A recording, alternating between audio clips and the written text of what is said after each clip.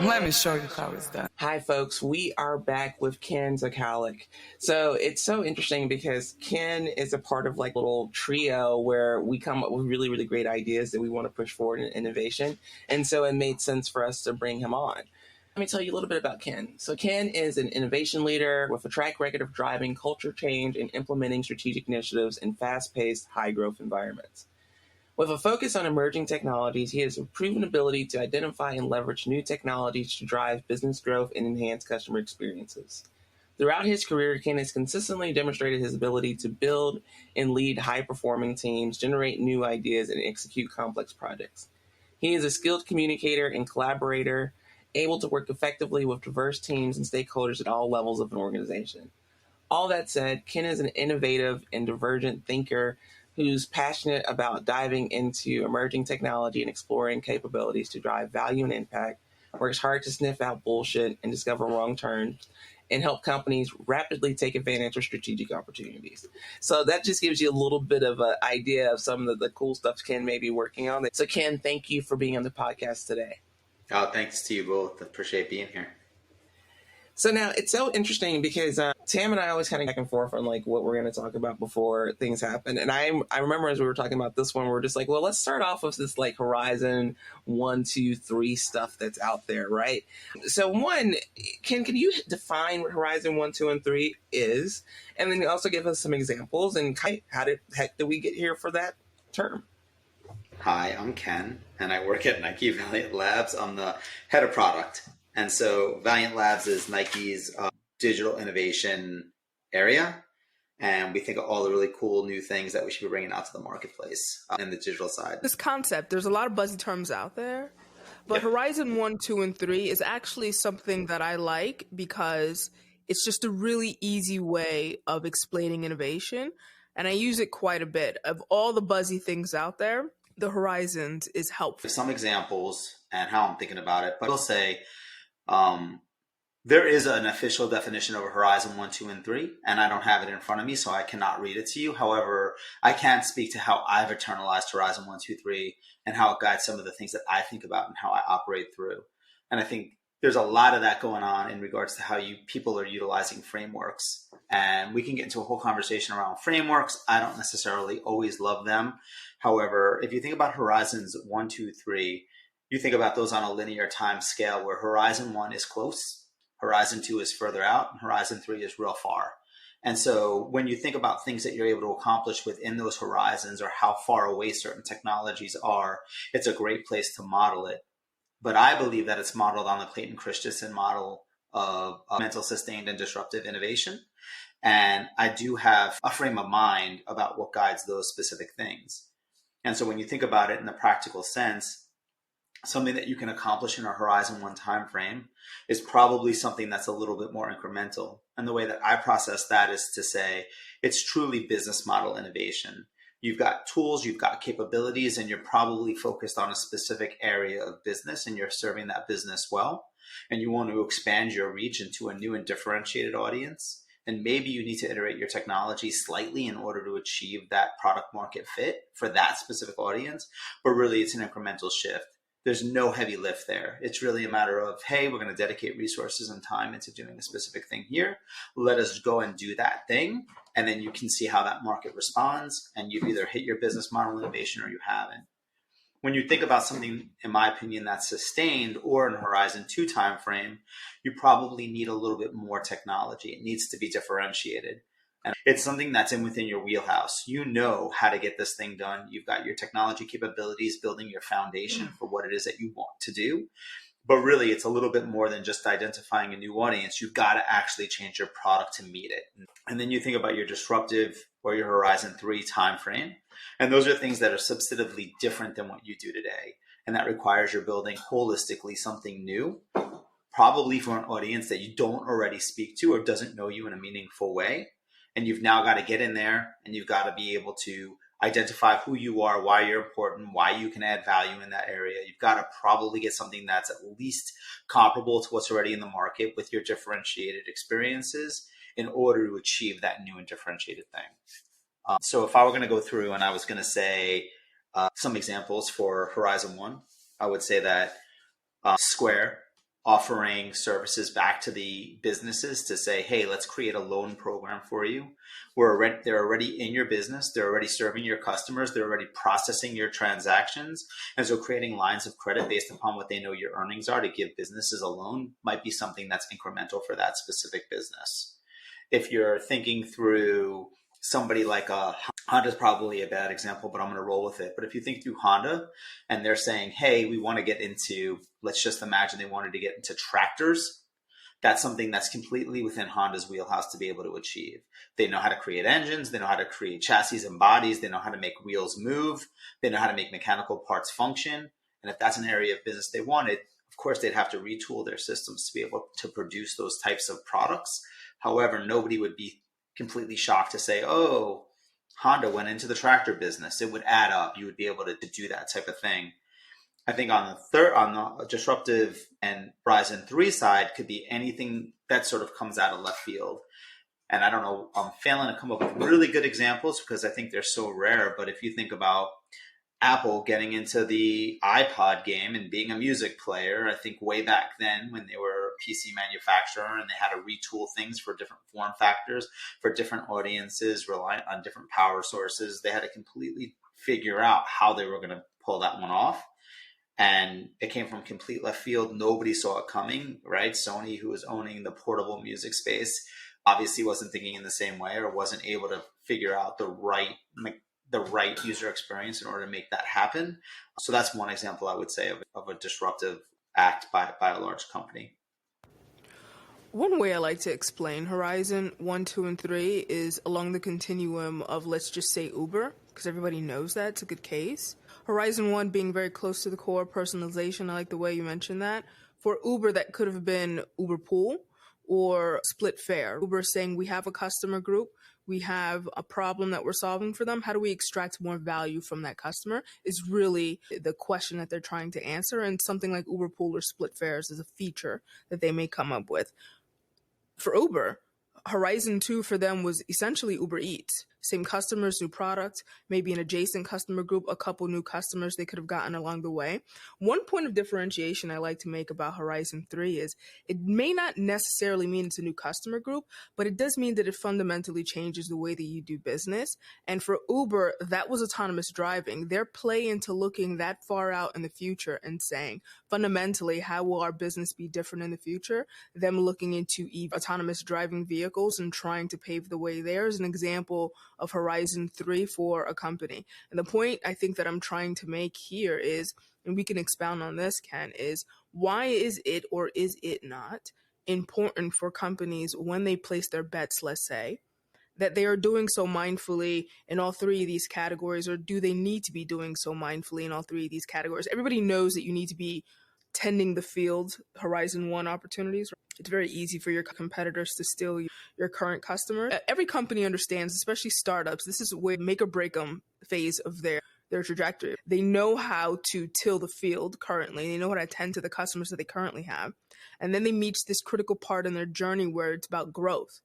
And there's only so much value you can extract from the customers that you currently have. And now it's about what do we do next? And what's the internal conversations that companies are having at this point?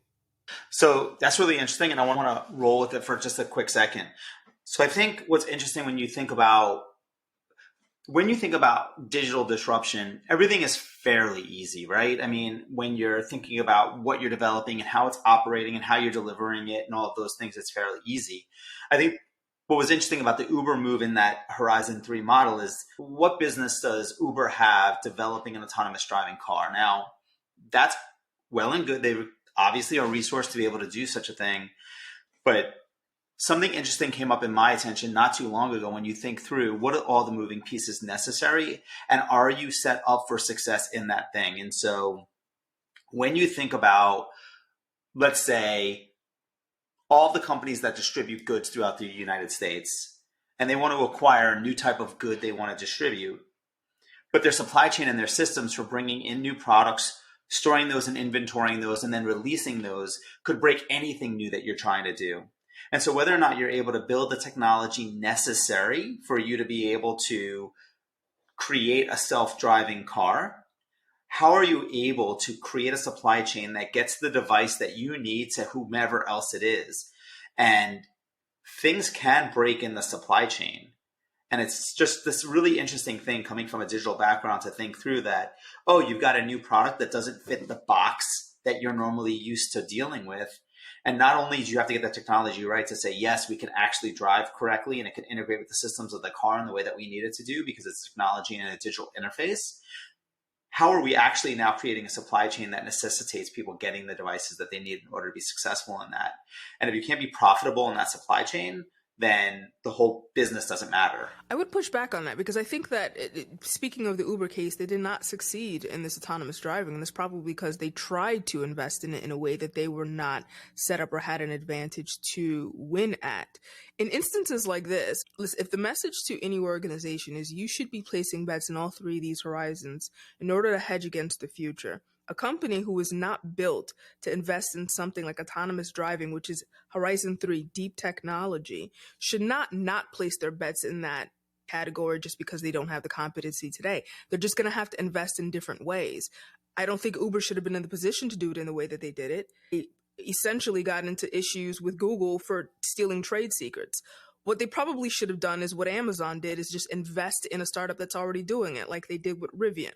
There are other ways to invest in your Horizon 3s when you do not have the capabilities in-house, because, to your point, these are all the things that you're going to have to think about. And it could be daunting if you have to wait until you've sorted that out before you take the next step. Yep. Other thing that's very interesting that you say that is so, for instance, this is something I'm pretty sure probably I talk to your clients about, just like I talk to my clients about, is that it also still comes back to this idea of buy versus build, right? This is like one of the oldest questions that you have in product, and it's one of those that I continue to see people struggle with. There's people who are just like, oh, we have to build everything. If we don't build it end to end, how can we possibly own the idea? How can we possibly monetize it? But the simple fact is sometimes buying is a much more effective and efficient way to, one, get to Horizon 3, but it's also cheaper. I cannot tell you enough. So in my time at Netflix, there were so many systems that we personally built because we made the decision that we had to build them. And the simple reality is if we had just partnered with one or two different partners, chances are we would have eliminated years of tech debt, years of trying to accomplish the exact same thing that we could have purchased for something that was something like a third of the cost. Like I was working on a project before I switched from finance and membership data team to gaming, that we were just we were trying to figure out if we should buy something or if we should continue to try to build. And then when you started going back through, it turned out that they had been trying to build the same thing for like years. It's ever okay for a tech company or any type of organization to take that long to build something that's going to get them to that next insight, that next thing that's going to change their business for the better? And so I think that this is actually one of the quintessential problems with companies. And notice I'm not saying just tech companies either. I'm actually saying companies, right? Because even Uber in some ways is not a tech company, right? It's not a traditional tech company. It added technology to practices that already existed, just made it more efficient and more effective to do that. But it's not really a traditional tech company. It's not going to go out there and create something that's so net new, that's so dramatically different that it's going to change the way of the world. And so this is the other thing that I think that we have a huge question that we actually need to say this out loud. One, M&A. By the way, this is something Tam and I talk about all the time. When we talk about the companies that are going to be smart, that's going to be great, they're going to be able to be really great in the future, it's M&A. And I think a great example of that already is Apple. So a lot of people hate this Apple like crazy. They're like, Steve Jobs died. You're not creative. You're not innovative anymore. You don't do anything that's very interesting. But the simple fact is that in a few years, Apple will probably be the largest semiconductor creator in the world, the largest chip maker in the world. And their chips will be chips that people will be envious of. And you know what? They've just been sitting over here chilling in Silicon Valley for probably the last decade or so. If you actually start looking at the companies they acquired, the people that they hired, they have been planning this moment so that when it got too expensive, so everyone else in this country is laying off employees, they are talking about how much more expensive it is for them to do business. And Apple's like, actually, for the past decade, we've been slowly putting every single resource that we possibly need. We've been bringing it in-house so that we can do it, and we did it through acquisition. So I had to get on my soapbox and say that because that is a significant part of this conversation. I think you just wrapped that up very well in a bow. They were thinking about Horizon 3, that being semiconductors, a long time ago, and they were putting the chips in place for it to make sense, whether they were buying talent or acquiring other manufacturers or whatever it was that they did. there are different ways to solve the problem of how do you place your bets in these horizons. It's really about how do you even think about what is Horizon 3 for my business or Horizon 2 for my business, and how do I even start looking in those places to find, one, the inspiration, the insight, or fine, you have an idea, well, how do I go about placing my bets or executing on it? Yeah, so there's a lot there. I think on the first side, it's about on the M&A side, and I think in a lot of ways, a lot of companies don't have the resources to be able to acquire the new and different technology or experiences that they want. And so then they have to partner with these organizations that have the technology. And my biggest challenge there, and I'm not saying that it's never been done under things that I've been working through, but the biggest challenge there is that if you're working with a partner to create new and differentiated technology, that company that you're partnered with is now creating technology that they could deploy to their entire customer base. And if you were saying that, hey, this new technology is going to be something defensible for me, building exclusivity into those contracts is wildly expensive. And so whatever I build to make me better, well, now that company that's going to partner with everybody else also has that thing. So whatever that secret sauce is now everybody's sauce. And that's harder to swallow when you think about partnering. When you think of M&A, I think the long game there is to say, what is the actual cost of integration, transition, and scale for this new and differentiated technology to come in-house and now thrive within the culture of the company that's acquiring it? And I remember, and I shouldn't speak out of turn, but I remember talking to somebody that was on the M&A side of FedEx. And I said, well, what's your biggest problem? And they said, well, we go to these European carriers and integrating them into one, the mode of working is always a challenge. As you go European in the United States, they're like, that's the first challenge. And then you have your technology integration. And those things, you may think it costs hundreds of millions of dollars for you to buy that company, but that cost of integration is so much more expensive over the course of years, and how to integrate those systems and all of those things. And so the costs become that much greater. Now, Apple, you mentioned, obviously has been doing this for a long time. They've got a playbook that they're following, but they've done it over what you said was decades. And that's a really great indicator there, is to say that if you're going to buy, you've got to be able to prepare. Not only are you paying for this company, but you are going to have to invest the time and resources necessary to integrate for scale. Otherwise, you'll never get to those end results. And I imagine if it were easy, Apple would have released this, would have been doing a lot more in the business space that they're in, that they're able to get into now 10 years ago. But I believe that it was a time in the process for them to be able to get to that point. It's never easy. Something that's really interesting there that you talked about, you talked about learnings and how learnings can impact what decisions that you make.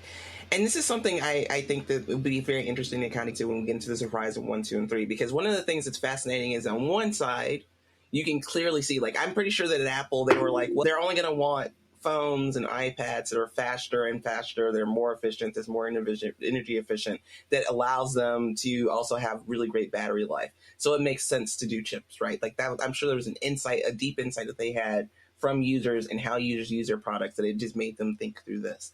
And so, Ken, as someone who deals with innovation constantly, how do you go about determining when a learning is something that is a game changer, we should start investing, versus this is a learning and like it could be a red herring type of learning? I'm sure that Uber, when they decided to do Uber Freight, they were like, oh, well, because transporting stuff is important and we support businesses that need stuff that gets transported, let's naturally move on to this because we think we're a logistics company. Tam and I have very clearly said they're a convenience company, what they're good at, not the actual logistics part of this. So can you tell us a little bit, or go a little bit into how do you determine when a learning is something that you should operationalize and versus when it's a red herring?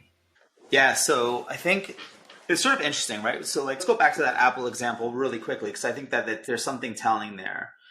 Obviously, Apple in their analytics, in their internal analytics, is top notch. And so really it's a matter of understanding the levers and the volume and figuring out what we're doing is we're paying X.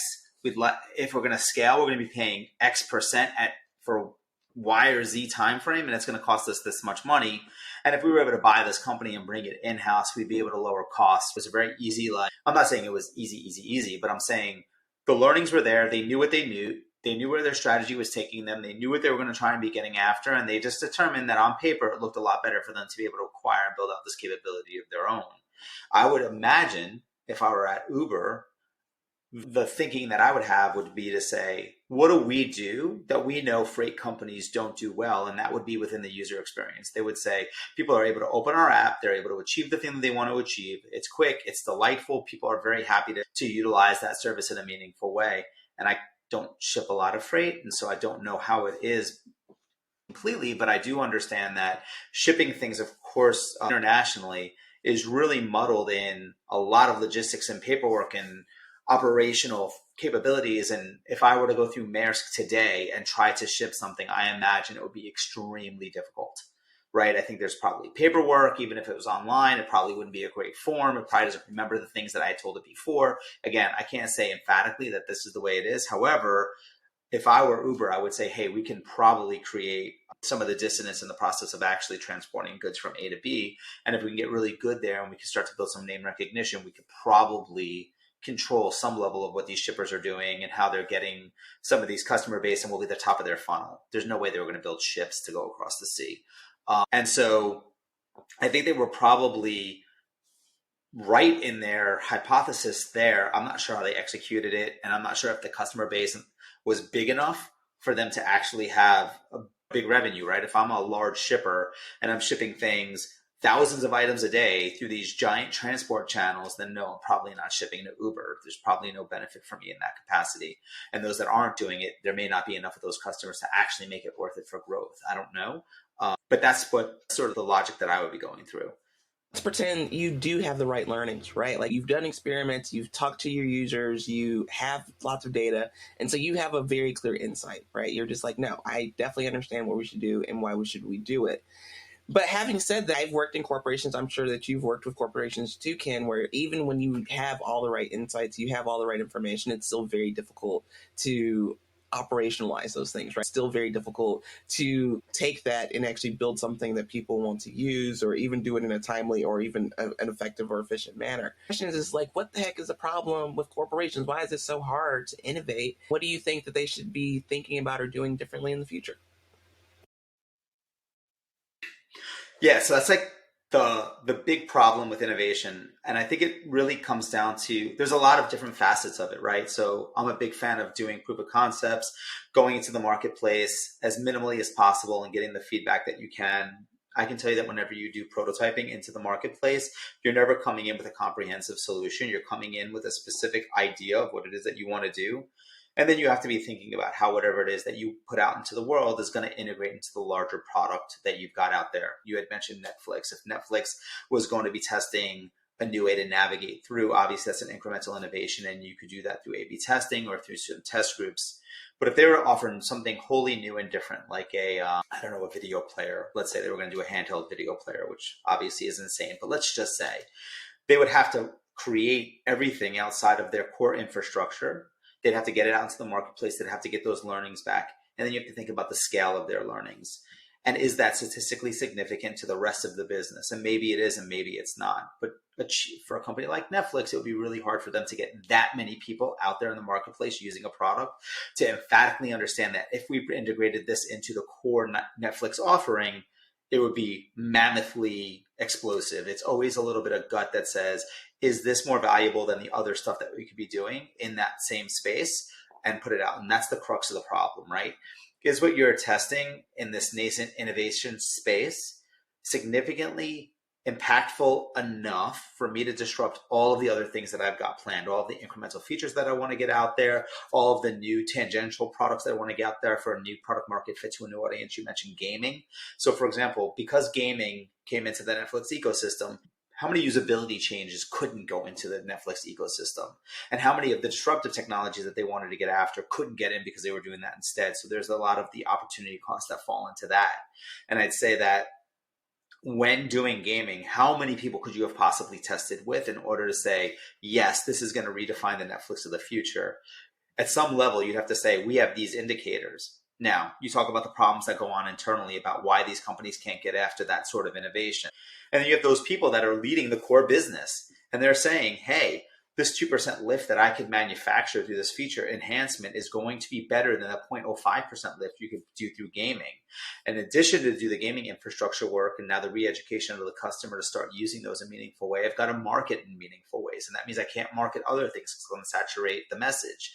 And so That's the big fight that you're having internally at these companies, that you have these program leaders that are saying, hey, I am profitable and I want to become more profitable. And I've got a 90%, I'm 90% certain that the changes I'm going to make are going to increase my revenue by X, Y, or Z. And now you've got this innovation person coming in and they're saying, hey, try this other thing that's no guarantees. And now I've got to take that in because I'm running the core product. I've got to integrate that in. And that'll disrupt all the other things that I want to get going. It'll introduce complexity, it'll introduce problems, and all of those things. And that's a core problem that people have to deal with when running their businesses, which is why I do think that the partnership between innovation and the rest of the organization is so important. I do think that at some level, leadership needs to determine that they believe that there is a ceiling to how many customers they'll be able to acquire and at what rate they'll be able to acquire them when they determine that an audience shift will be necessary. And they need to look out over the course of time to determine that. And then they've just got to make a bet. And that's why it's called a bet, right? Because you're not sure of those outcomes, but you've got to make that shift to say, hey, we are going to put our foot down and say we're doing this. And Netflix has history of doing that. When they went away from DVDs and they first said we're doing streaming only, and there was the revolt by the customer base. Remember that before they got into just, they did that whole shift, and I forget the name of what it was that they went out into the marketplace with. And then they realized they were just too early. And so they backed off it, and then they came back into it by integrating it much more slowly. And so I think it's a matter of figuring out how you're going to be doing that over the course of time so it doesn't disrupt your quote unquote sacred cow, but you do begin to open the doors for that new audience to come in and provide a whole bunch of value to the organization. Is innovation like an apex company's luxury, or is it like a drowning man's lifeboat? Hear what you're saying. Like, there are these managers in the middle who are making a Sophie's choice between, do I get a guaranteed lift, a predictable lift with this sure thing, or do I take a bet and potentially gamble my reputation and my lift and all the things that come with that? And so who gets to innovate in these scenarios? Well, so really quick, I just want to jump in here. You had mentioned Sophie's Choice, and it's not Sophie's Choice, right? So I'm old enough to have watched the Brady Bunch growing up. Anybody else watch the Brady Bunch growing up? No? All right, so there's this show called the Brady Bunch, and these parents have bunches of kids and whatever. But I bring that up to say, like, they brought in another character, I don't know, 6 seasons into the Brady Bunch, and his name was Cousin Oliver. And he was always Cousin Oliver. And that's the thing to remember, is that when I'm in innovation and I'm bringing up a new and different thing, it's not Sophie's Choice because I'm Cousin Oliver. I'm expendable. The real kid, the kid that they raised, that's the one that's going to win in every single case. And so when you come up and you're like, hey, I got this new and different thing, but but little Bobby, who you've raised and you've coached and you've mentored to do a new feature, comes up with something also, who are you going to pick? Me? I'm sitting here off in innovation. I'm going to come up to you and say, use my new thing. Or Bobby? Of course you're going to go with Bobby. Bobby's yours. So that's what these leaders are thinking through. As an innovation leader, the best you can ever do, and you'll never completely get over on it, right? There's no secret formula that says this is what wins, is that you need to understand the language that group is talking in. So whatever that leader is saying to Bobby in regards to how they need to strategically orient towards success, what product market fit looks like, growth indicators, all those analytics that they're going to be looking at, you need to test with those success metrics in mind. And you need to be able to speak that language as if you're them. Because the best you can possibly ever do is to say, here's the apples to apples comparison between what you want to do and what I want to do. And either I'm right or you're right or we're both right, but one of us is going to be righter. One of us is going to gain more value for the organization wholly. And so you as a leader now need to say, all right, I'm going to go with what Bobby said because it says it's going to be this much success based upon these factors we care about. Or I'm going to go with Ken and his idea and all of the things that I think that they care about, which is the surefire thing. Probably Bobby's closer to the core audience that's going to be using the thing, has seen all the user behaviors that go for it. Innovation will never be that close to that level of information, even though we should try. And so then it's about the narrative and the storytelling necessary to pitch it and sell it and say either, hey, let's do both. Let me figure out how I make it super cheap for you to be able to do this thing. Let me get to Bobby. How do I figure out and combine with what Bobby is doing? Because that's going to be the fastest path that I have moving forward. So anybody in innovation should be speaking to the core product teams and figuring out how do you marry what you want to do with what they want to do. And there is always a point where you can join and create partnership there and make their lives a lot easier because they want to innovate too. They don't want to just be a feature shop. They want the new and differentiated thing out there. Ken, this kind of negotiating that needs to happen. This is the playground where startups thrive, right? Because all startups are essentially in the Horizon 2 business, right? They wouldn't make a Horizon 1 problem. They would be very iterative. That's a lot of competition. There's not a lot of juice to squeeze for a startup to come out and come up with a Horizon 1, basically Uber with split fares. It would make no sense. Every startup is essentially in the Horizon 2 business. Some are in the Horizon 3 if you're in deep tech. I want to get back to Horizon 2 in a second about how it's not necessarily about new tech. Really, it's about new business models. Like a lot of the tech is there. Like everybody who's using generative AI right now is in the Horizon 2 space. And that is all open technology that they're using, right? There's like 1 billion now all using the same underlying technology to create some new value proposition vis-a-vis some new startup that they're creating. This is Horizon 2, right? But they've invented no tech. Uber, when it started, was Horizon 2. They invented no technology. What's the point that I'm making? The point that I'm making here is this kind of battle that you have with innovation manager, the innovation group, and these managers that are close to the core is a bickering that startups don't have to have. They just go and solve a problem.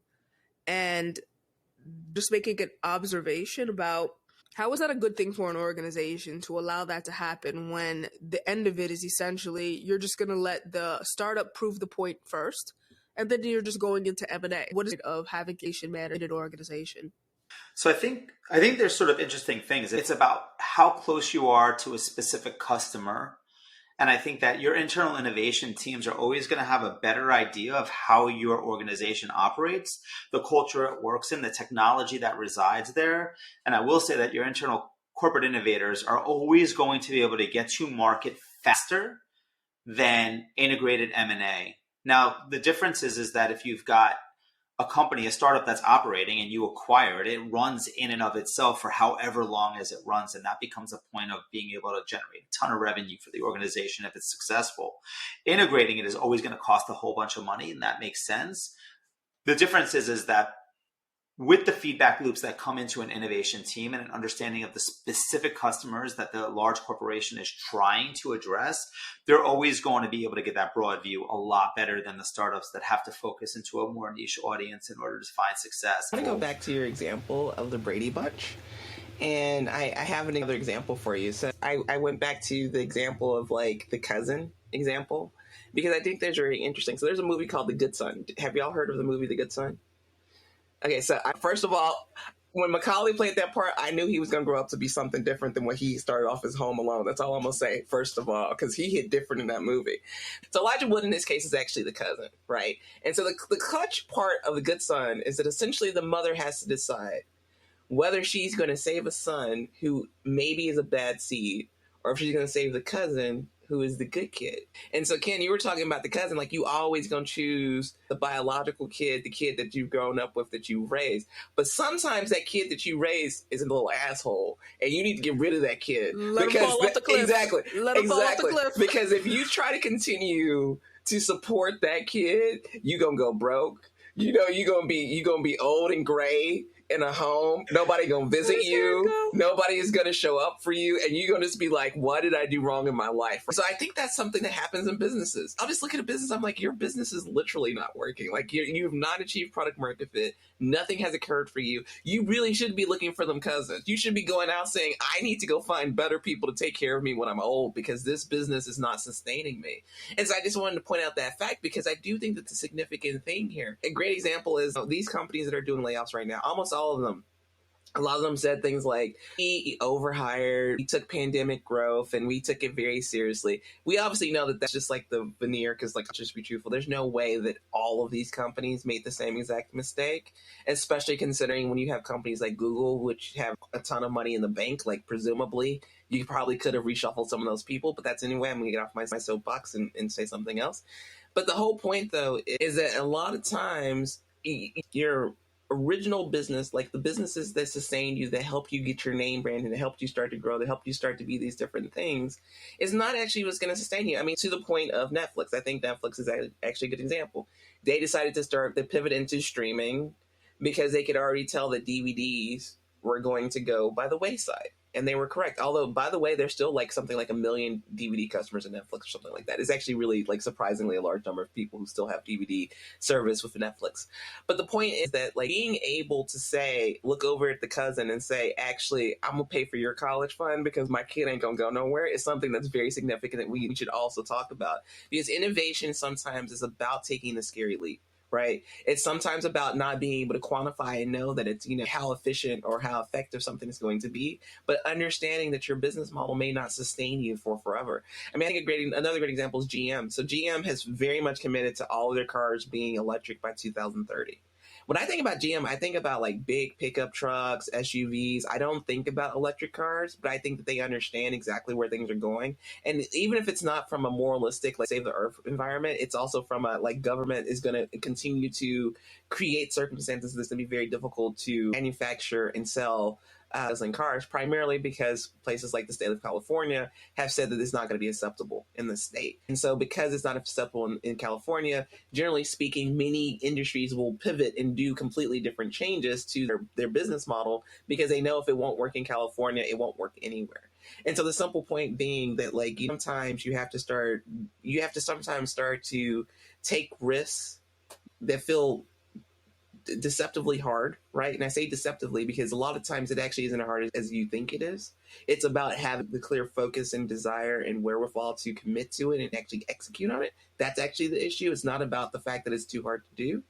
And that's something that a lot of people lack. And I think the lack of conviction is actually the biggest issue with innovation than anything else, right? Allow an experiment to actually happen. Allow people to get insights from those experiments. Allow people to take those insights and make strategic decisions to get more insights so that you can get yourself to that place of future-proofing your business. And so, again, I also love The Good Son. So I'm always happy to have an opportunity to bring up that movie and the fact that, I look at my kid too. I tell him, I said, if you turn out to be one of them little sociopaths, you're getting dropped. You're getting dropped off the side of the cliff. I'm not going to have no killers up in the family. It's like you have to make that decision about supporting innovation versus getting stuck and getting stuck with the kid that may kill you in your sleep, I guess is the talk here. So a lot going through my head. So one, I do struggle. I don't know. I think a parent would have a lot of trouble being like, all right, kid that I raised since birth and I held as a baby, I'm going to let you die. I think that a parent is always there to say, like, I'm going to help you. I'm going to do what I can to get you the services and the support that you need to be at least successful, not successful, but like thrive or survive in the world in a meaningful way. Now, I don't know. I think it's all also, you hear about a whole bunch of horrific things that some kids have done to their parents. Those parents are always there for them, right? They're always, I'm going to save you. I'm going to do the thing. I'm going to try to help, right? It's very hard for, I think, a parent to abandon their kid. Now, I will say there's the other thing that you were talking about. And I'm not sure how it is in every company. In the companies that I've seen, when a company grows so big and they find their product market fit, and if you think about DVD world, yeah, I think there's a huge market that's available for the DVD business. And I see that because I see a ton of red boxes everywhere I go. And so, yeah, people want these DVDs and they want to get them, and some of them want them on demand. And so that's why that business is there and it exists, and it may not be a huge contributor to the bottom line. However, it doesn't hurt, and it probably doesn't take a lot to maintain. But back to the evolution of product, and I think some of the failure comes in when when a product organization grows to be so big that there's now different categories and areas of business, product managers really become feature set managers. And if you think about how they're developing new and differentiated features, they're going to figure out how it amplifies their specific parts of the business, not their holistic product. And I think that's a huge thing that's missing from these giant organizations, in that product managers are now feature set managers, and they're getting their features out, and their features are out in the world, and they may be iterating somewhat, but no one's thinking at the larger scale except leadership. And of course, leadership is in a ton of meetings and they've got the holistic business in mind and they don't know the customer because they're not close to that customer. They're just looking at the data and the readouts from that. And so I think it's really about education and empowerment of the product managers that are actually creating the features to go out into the world. Because I think that if you were to do that, you would be able to see the strategic shifts necessary to continue to thrive into the business. And even though you may not be saying, hey, here's a separate product that we're going to offer for this new and differentiated audience, you might see those products start to morph and shift into something that's more valuable over the course of time, instead of going off the rails, continuing to double down on something that's just not resonating in the way that it used to. So lots in there, from saving your kid from a cliff to really like helping your product managers get a holistic view of the product strategy versus a feature set strategy. But I think that that's helpful. And we've seen that exist in business over the course of time. I really do think it's a problem that companies look at their products like they're babies. They're not. People who have children don't have an expectation that these kids will be making them money. If you have a business, that product is not your baby. It's designed to make you money. And if you treat it like a baby, this is how you have these companies that just have these products that are languishing out in the market for much longer than it needs to be. Jimmy's been on the sauce for some years now, has not been a productive member of society for quite some time. Let that bitch fall off the cliff. It's not your child. You know what I'm saying? You've kept it way too long, and it gets into the dirty little lines of, how do we make things up or keep this afloat? This idea that Horizon 2 opportunities, putting your opportunities or your bets in Horizon 1, 2, and 3, Horizon 2 doesn't necessarily have to be new technology. It could be a new way of doing business. It's just business model innovation. There are different ways of incorporating technology that already exists to making things unique. There are so many ways to delight customers in the Horizon 2 space. It doesn't require this kind of deep investment that companies, I think they go a little too overboard. They take off more than they can chew. And which is why they fail at it a lot. Added to that, because I really think that's an important part of it. Like, I always talk about, like, I'm a super early adopter, like, super early. I think something is cool. As soon as I can possibly get it, I will try to get it. And a lot of times I'll get these emails. Like, a great example is, I have this car camera. So I live in California. There's so many, like, they can't drive here a lot, right? Like, I got a car camera because I wanted proof that I did not cause any of these accidents to happen in this city. And the name of the company is Nexar. And so they started doing a bunch of this really cool stuff. And it was really, really fascinating, though, because they were having some issues and they would literally send an email like every day explaining what the issue was and what the problem was. And I was like, no, we're all early adopters to people who bought your product. We know it's going to be messed up. You are the one who have a different expectation than what I have for this particular product. And so I think that that's something that's interesting that you said there, Tam, because part of it's also about giving things time to grow into what they're going to be, right? And so that's something that you have to do. Of course, obviously, there's like this balancing act that you have to find because you can't spend too much money, right? You don't want to spend too much resources, but you still have to give things. You cannot grow a plant overnight, right? You have to till the garden. You have to buy all the products. You have to fertilize. You have to have water. You have to have time. And there's something to that I think that a lot of companies are making that mistake and they're not brave enough to let things grow. I think that when I'm looking out across whoever I get to work with, whoever I have the opportunity to be with, is that I think in general, workforce falls into three different areas. I think you have your openers, and those are the people that can take you from 0 to 1, conceptualize, test into the marketplace, understand what it is that the market may want, what it could achieve. And then you got to transition it. And it transitions into operators, people that are there to maintain and scale that business. And those are where your feature set enhancements come in. But I do think that everybody fails to recognize the third set, which are these optimizers, people that understand scale, that come in with new and fresh eyes, that can now differentiate the product again for the next phase of its life. And I think if you get that formula right, you're cool. Now, openers could be optimizers because you come in and you want to reinvent, and that's sort of like taking something from 0 to 1. But operators are usually operators. And if you're expecting a ton of innovation out of these operators, you're going to fail all the time. And I'm not saying that people can't bleed into specific areas, but generally people's brains work in specific ways and people are risk adverse in specific ways. And I'm not saying you can't train or skill yourself into one area or another. But what I have found is that whenever I've developed a product, and I brought it to market and I've seen the early success indicators and I've started to run and start to scale that business, half a year into scaling the business, I literally hate every day. It's not who I am. It's not what I want to be. It doesn't excite me. I'm not passionate about it. I don't care about that 0.01% improvement. I want to go in and I want to build the next thing, or I want to fix something that I saw from way back in the day. And I think that in organizational culture, what people do is they put these successful businesses and they operate them and they continuously operate them. And until you get somebody knocking on the door that says, knock, knock, this could be better, and sells it, right? Convincingly says, hey, I could make it better. Just let me test it out. And then, of course, the feature set managers are like, no, you can't test out my product. It's mine. There's all of this conflict, and it's a people problem. It's always a people problem, and it's a leadership problem from the middle, and it's an individual being on the wrong seat on that bus. There's all of these things that flow in. But I do believe that there is a formula that exists here, and I think that the openers are wildly valuable for every organization. They're the ones that are saying, hey, I'm not here for a revenue goal. I'm not here to figure out what I'm going to do to change industry. I'm here to learn. And I'm going to be able to translate those learnings into success metrics that you could be able to bank on in a meaningful way and convince you to integrate. And then if I fail, I fail, but I still learned. And now I can inform, and maybe I can inform those feature set managers if they're willing to listen.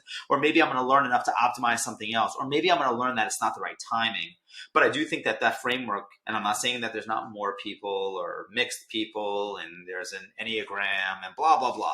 But if you think about people that could open a new business and you think about those people that can scale a business, they're not the same. And I think it's really important to remember that. So I agree with that point there, but I think the bigger point to me is about the failing of leadership to create circumstances to even get insights into allowing people to either do a 0 to 1 or to even improve on something. I think that's like, for me, that's the ultimate conversation. Like, it's so interesting to me that they created this concept of Horizon 1, 2, and 3, because, like, first of all, I feel like it's just a regurgitation of like many concepts that have already existed, first of all, right? Like, I think that's the first thing that really kind of comes to mind. Ultimately, what we're doing is we're dealing with the same exact issue that we've had over and over and over again, which is how, as a corporation or people who have a business that is a great business, right? Like, and what I mean by great business is, you have a business that sustains itself, that has decent amount of growth, right? Like has a moderate amount of growth every year. It looks fine. And so it just becomes easier and easier to say, well, because we decided to do X and Y and Z and A and B and C, like maybe we don't have time to think about that thing that future proofs us. Like maybe we don't have time to start thinking about the adjacent industry that would delight our customers more, which would actually increase the likelihood that we're able to maintain those margins. I mean, one of the things I think is interesting about Apple is like the report came out a day or two ago that not only are they planning on creating this like new virtual reality headset, they're actually trying to create like a platform for it. So essentially, they're trying to create a new SDK for virtual reality that will make it easier to make virtual reality games.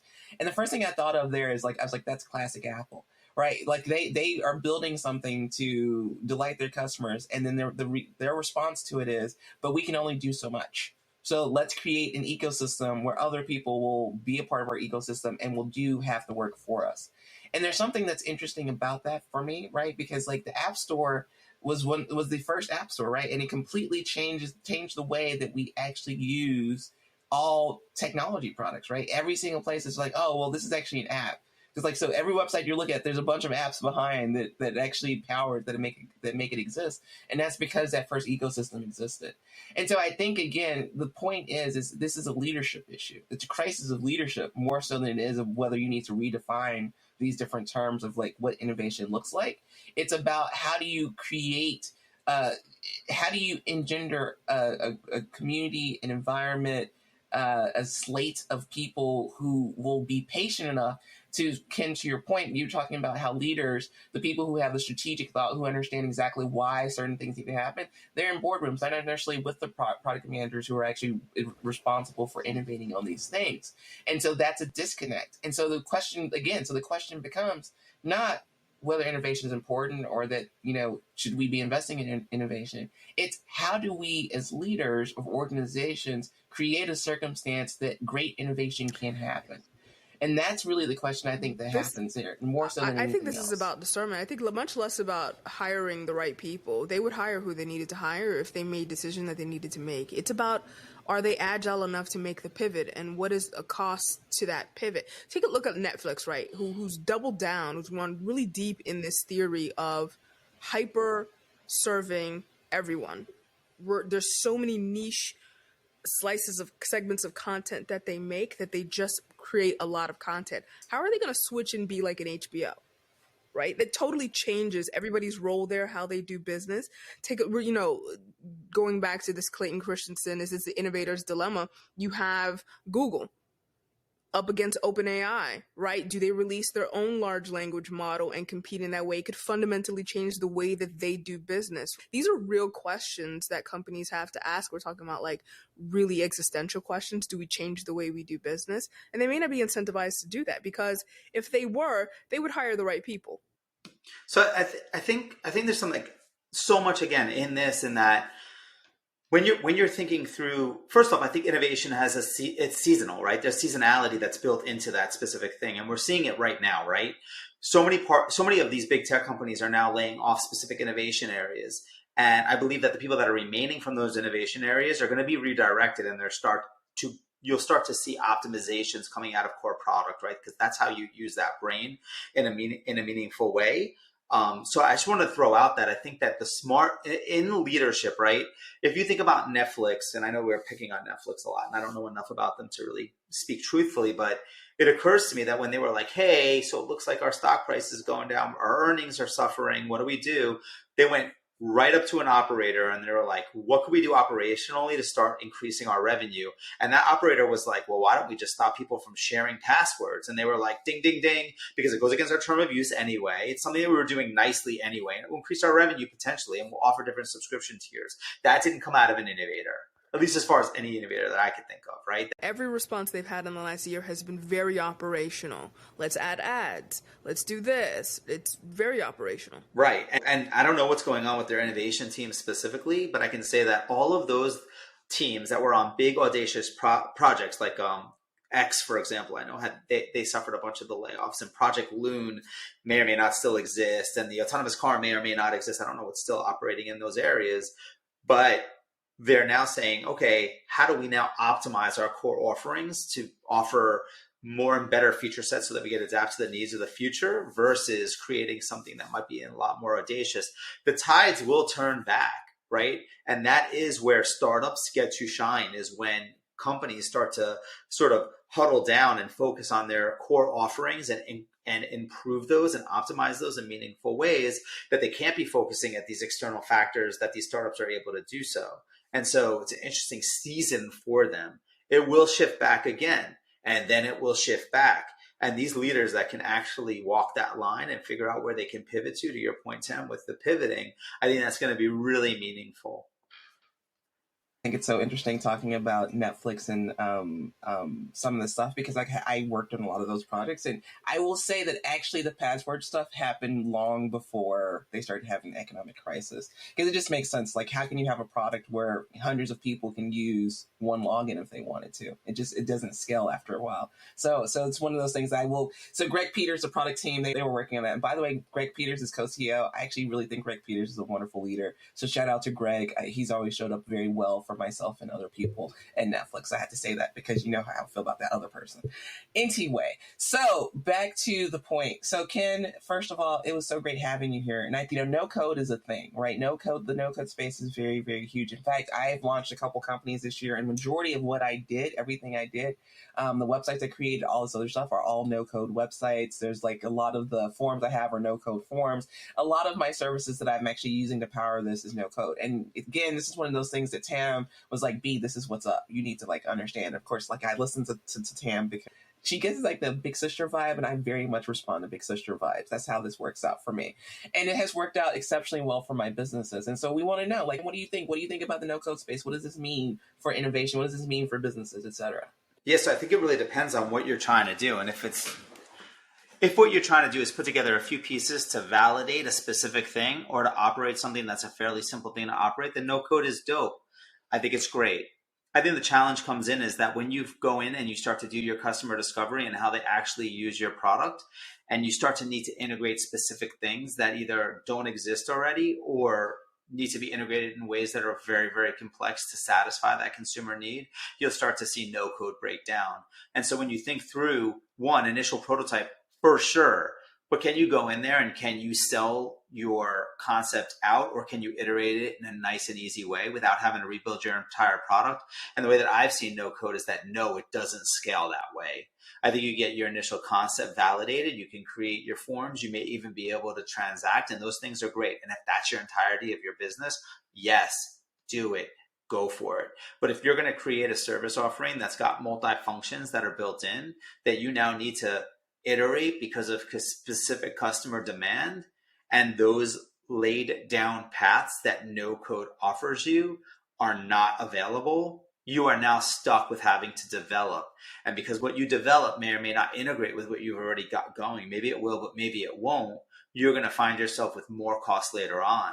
And so it's a chicken or the egg. It says, am I so convicted in my audience validation that I know that I need to scale this thing? And if I am, then I should probably just pay to develop in a meaningful way so that I know I can have control over the code and where it needs to go. If you're not convicted in what you're doing and you're sort of just throwing things against the wall, then yeah, no code all day long. But I can tell you that if I was going to go to an investor with something no code, I've either got to get enough of an audience base to make that the valuable defensible mode for somebody to buy and invest in, or I'm just building something that anybody else can build like that with no problems, and I'm going to struggle to iterate it. I'm going to struggle to change it to fit the multiple audiences that I want to hit, or to meet the need to create product market fit from the get-go. Now, I will say that in corporate innovation, it's just cheaper for me to develop something from the ground up. And I will say that that should be a threat for those entrepreneurs looking to build no-code environments, because if there is some level of validation, those corporate innovators can see that validation coming through, and they can be building out scaled systems that are able to accommodate more of the need of the specific audience. And that is a threat. And so no code, if anything looks like it's too good to be true, it usually is. I'm telling you, you can get your learnings, you can use your AI tools to get your branding, you could do all of those things. But when you actually have to start to build some traction, I think that those the no code tools will start to struggle, and you'll have to build something anyway. I agree with everything you're saying. I think your only head start is that we know that corporations take a very long time to make a decision. So yes, they can build an enterprise solutions better than you can, but it will be 2 years before they get to that point. A corporation can crush a startup with just their innovation team's reach, right? Somebody can turn on something at Netflix that could reach 100,000 users while a startup is trying to get 5,000 users and crush that startup. And then Netflix says, nah, not good enough. So those innovation teams can move fast. Fair game. I just like to start fights. It sounds like to me that the no-code space can get you started. So at least, at the very least, if you need to more quickly get to a point of validation, no code is where to go. But as soon as you need to harden, which I think I 100% agree with, as soon as you need to actually harden something, sure, you need to invest time and energy. Ham and I, if there's nothing else that you get out of this podcast, is that we believe that you need to quickly get to as many insights as possible, right? And so that's what I love about no code space, is because me, I was just like, well, I need to find out if this business makes sense. And then I got enough information to say that it makes sense. And then, of course, over time, I will develop other resources and tools and things like that. But the simple fact is that this is what when we talk about equity, when we talk about equality, when we talk about democratizing opportunity, that's what I love about the no-code space. Because I am a Black kid from Mississippi, and there are many things I did not have from a tools perspective. And the fact that I have little cousins who know how to use these tools and they're using them to start their own graphic design business and things like that. That's what I'm really excited about. I'm really excited about the fact that we are creating a new generation of entrepreneurs who are going to do things much better, who are going to do things much faster, and hopefully do it in such a really great and logical way that they will be the next generation of innovators in this country. Thank you so much for listening to the Drops Podcast. We love having you. We love your feedback. Please do connect with us across social media. We are the Drops Podcast on Facebook, Twitter, and TikTok. And we also have a great email, thedropspodcast@gmail.com. You can send in any questions that you have, and we definitely would love to answer them on the podcast. Feel free to ask just about anything because we have experienced a ton of different things. Again, thank you so much for listening to the Drops Podcast.